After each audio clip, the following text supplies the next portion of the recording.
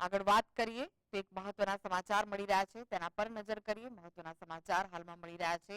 કોંગ્રેસી ન્યાય યાત્રા મુદ્દે ભાજપ પ્રદેશ ઉપાધ્યક્ષ ભરત બોઘરાએ જણાવ્યું કે આ કોંગ્રેસી ન્યાય નહીં પરંતુ રાજકીય યાત્રા છે. કોંગ્રેસ શાંતિ ડહોળવાનો પ્રયાસ કરી રહી છે. પીડિત પરિવારોને ભાજપ સરકાર ન્યાય અપાવશે. કોંગ્રેસ તેમના શાસનકાળમાં બનેલી દુર્ઘટનાના પીડિતોને ન્યાય અપાવી શકી નથી, તો અગ્નિકાંડમાં ન્યાય કઈ રીતે અપાવશે?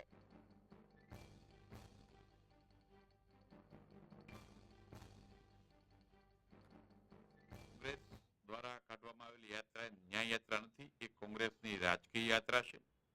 આપે પણ આજે સવારના જોયું કે રાજકોટના અગ્નિકાંડની ઘટના બની ત્યાં શ્રદ્ધાંજલિ સભા રાખી હતી. રાજકોટના 5 લોકો પણ હાજર નહોતા. બહારથી ભાડુઆત લોકો લઈ આવીને એ રાજકોટની અને ગુજરાતની શાંતિ ડોળવાના પ્રયત્નો કોંગ્રેસ કરી રહી છે.